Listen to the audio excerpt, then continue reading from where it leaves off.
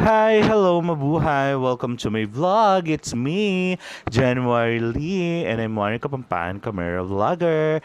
Bali for today mga kapatid, kayo'y aming dadalhin dito sa Bacolor, Pampanga na kung saan mayroong nagaganap na Santo Niño exhibit. Alam nyo ba mga kapatid na ang simbahan ng Bacolor ay ipinangalan sa kay Apong San Guillermo. Ayan. So, nagawa ang simbahan na ito noong 1576.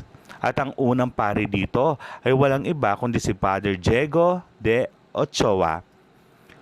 Noong 1880, unang nasira daw ang simbahan na ito dahil sa kalamidad dulot ng lindol. At ito ay naayos noong 1886 pagkatapos na 6 na taon. At muli itong nasira noong sumabog ang bulkang Pinatubo noong June 15, 1991. Kilala din ang simbahan na ito dahil dito ginanap ang May Bukas Pa na pinagbibidahan ni Santino.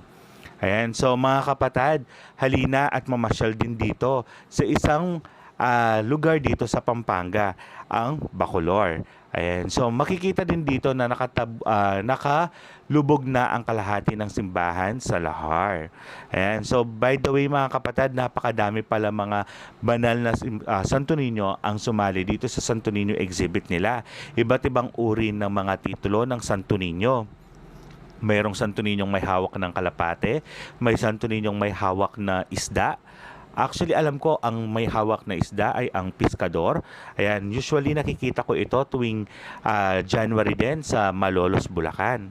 Ayan. So, merong Santo Niñong may hawak na aklat. Ayan. So, mga kapatid, halina at panoorin hanggang dulo ang aking mumunting video na handog ko para sa inyo. Viva Pete Señor Santo Niño! A few moments later.